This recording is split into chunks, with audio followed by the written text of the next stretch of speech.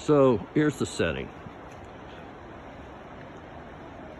After about a 2-day trip up the road, probably the road to Damascus, and then they cut over to this area in the Golan Heights, which is this cave right here is actually right at the base of Mount Hermon, the most holy mountain to Israel and to the surrounding area. So the significance of this cave and this god, the god Pan, who you might know as the goat god, the one that plays the flute, but he's really he's a first-class perv. Not somebody you want to study too much. So Jesus brings his 12 disciples here for the purpose of unveiling this mystery, something that was going to make sense after Pentecost, but which he was going to unveil here. So they show up at this place, and so to understand, in these courtyards here took place some of the most perverse, debauched forms of ritual and sexual perversion and human sacrifice and every other thing that you can imagine. This was so perverse, it was known as one of the most evil sites, one of the most holy sites for paganism in the Roman Empire at the time of Jesus.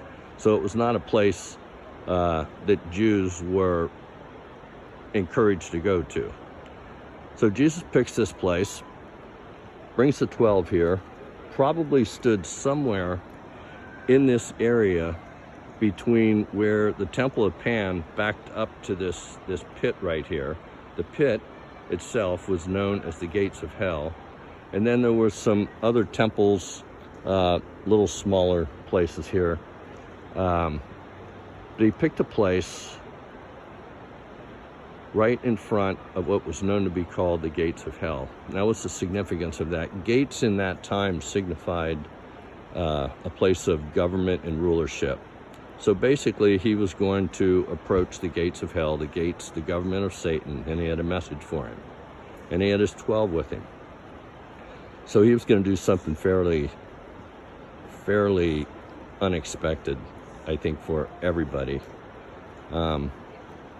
First he asked those with him, who do people say I am? And they had all these various, you're Elijah, some say you're John the Baptist, because he died already. Various other names they pulled out of the hat. But then he said, but who do you say I am? And Peter said, well, you're the anointed, the Christ, the anointed one, the Son of the living God. And so Jesus commented back to Peter on that so that he wouldn't get prideful. And said, Peter, just, don't get a big head about what you just said. That was my Father that revealed that to you, because something's going to happen here right now. And so he said,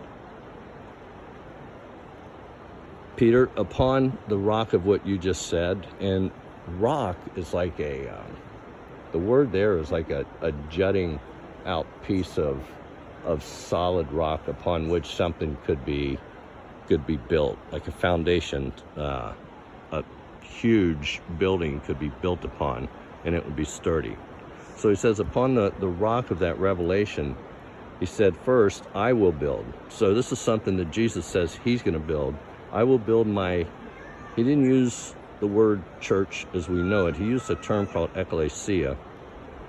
And when he said that, there was probably, I would endeavor to say, if there were any Roman soldiers around or anybody that would have been hostile to the Jews and they heard him use that term Ekklesia, the disciples would have been terrified.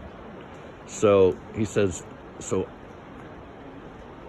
you're Peter, you're a stone, which later became referred to the concept of the living stones in 1 Peter.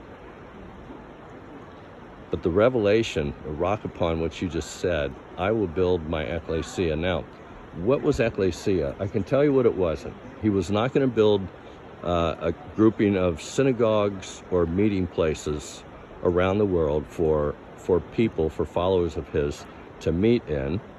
and to have fellowship with him. That wasn't the concept.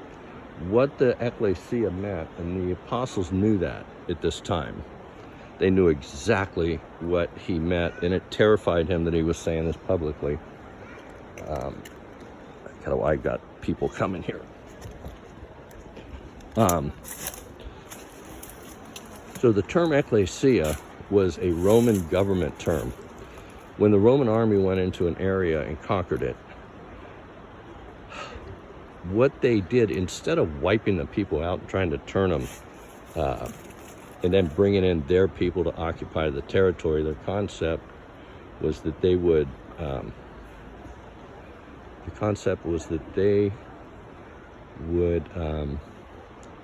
turn the hearts of the people toward Rome.